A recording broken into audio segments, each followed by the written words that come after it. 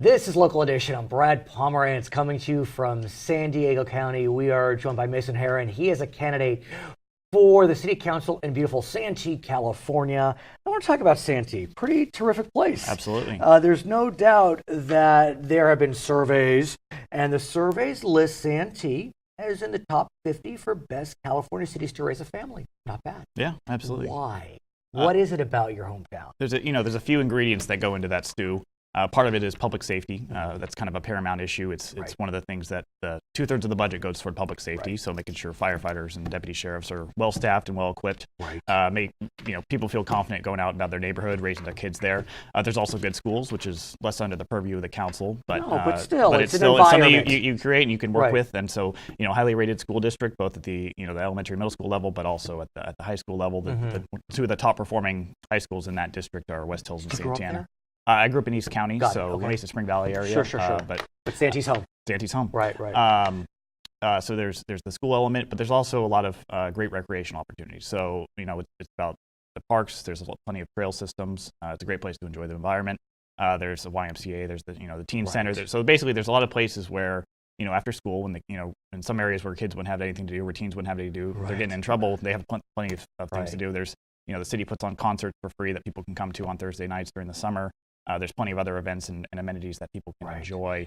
So, and it's also affordable. So, out in East County, it's a little bit more reasonable as far as housing is concerned relative to Encinitas or Carlsbad. Of course. But it still provides that kind of quality, you can feel safe and comfortable. The challenge, though, is people are hearing about Santee.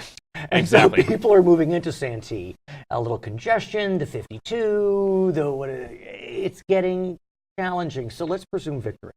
What can you do? What do you plan to do to continue Santee's charm, but respect that people want to move in, but also try to create a scenario where not too many people are moving in? Right. Well, it's all about finding the right balance, of right? Course. So it's a good thing to have people want to move into your city, and there's some development in the pipeline where there's already waiting lists that are very long. So that's a good problem to have. Sure. But obviously, as you build more houses over time, it does create those infrastructure challenges. So I think the first thing is any prospective project, whether it's major or minor, that comes down the pipeline, you got to look at it and say, okay, is this in the best long-term interest of the city? Is this going to make the community better off than before it, or is it something that's going to completely overwhelm our infrastructure and our traffic? And so it's about finding the right project, but it's about also working both within the city, but also with partners, whether they're building things or other stakeholders in the community, to mitigate those impacts. And whether it's widening the 52 to resolve some of those, which is an issue, some of those backups that are hitting the arterial streets.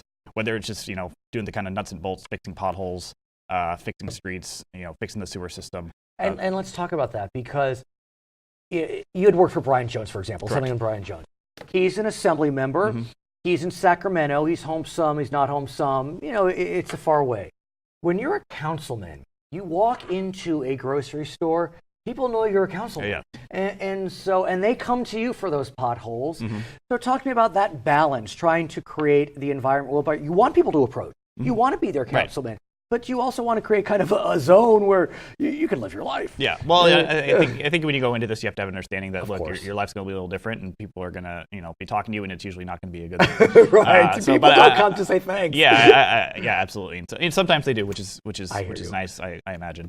But for me, it'll be about being open, being accountable, being transparent. And, I'm a younger guy, so obviously I'm very much in social media, very involved on the web. Try to I've got my cell phone on my business cards.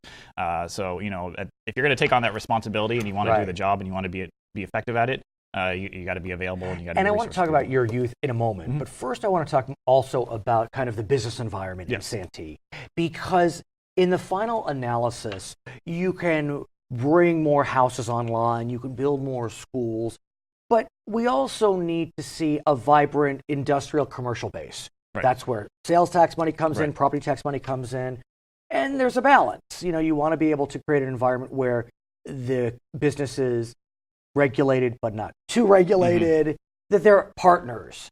Talk to me about how Santee is building that balance and how you hope to continue to build that balance. Well, I think a lot of areas candidates will come and say, well, I want to be great for business, or we have a great business. Well, how do you measure that? In Santee, you're looking at a situation where the city, I ran some numbers to crunch the numbers, and relative to other jurisdictions, it has the highest number of citizens per one government employee, which basically means the city's able to do more with less. Which, if you're a business owner, you say, all right, look, if I have to pay sales tax, if I have to pay permit fees, if I have to pay other things, it's going to cost less because there's less money Lower going to overhead. That also translates into lower pensions over the long term, right? Because they're not, and they also contract out a lot of these employees and services. We know pension obligations have caused some cities to go under. Yeah, absolutely. San Bernardino, Stockton. So yeah, and this is for real. So there's a way to be fair and reasonable employees, but also just cutting your overhead by not having too many people. I mean, the city doesn't even own a lawnmower because they contract out that service. Right. So when the parks need to get fixed or repaired or mowed or whatever it is, they bring someone else on rather than enduring that. And then also, Point Loma Nazarene did a study as far as looking at kind of permitting processes and time cost of getting things done.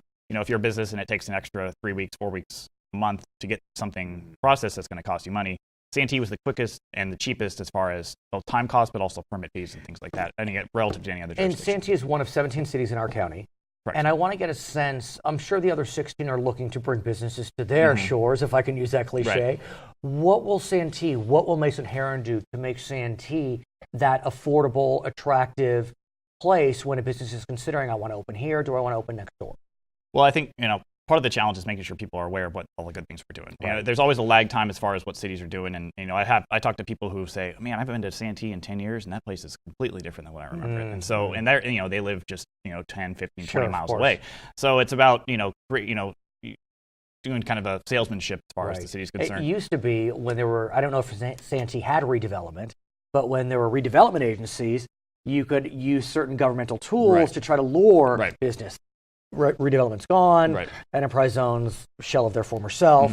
So like you said, you got to be a cheerleader. I mean, you're a councilman, you'll be a cheerleader. Right, and I think it's just you put it forward a good product. By product, I mean city, essentially, where people, where people have good jobs, they're going to be able to spend money, where people are safe, where people, are continuing to move in and not leave, because that way businesses say, look, right now there's X number of employees or customers, but over the next 10, 15, 20 years, there might be more. They're going to be more economically diverse and have more Let's talk purchasing about you. power.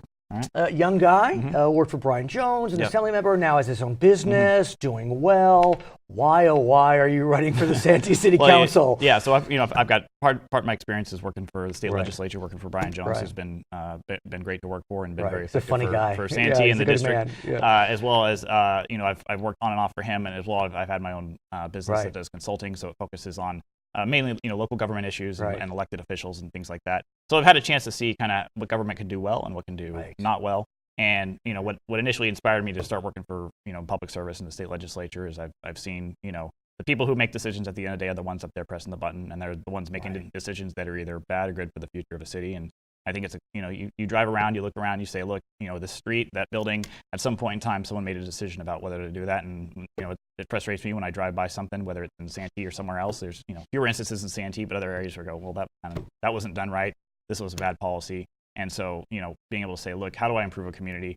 How can I give back? Everyone has that kind of charitable impulse when it comes to helping out their fellow neighbor. For me, it translates into, You mentioned social media, and I'm compelled to ask you about that because I'll be honest with you, Mason.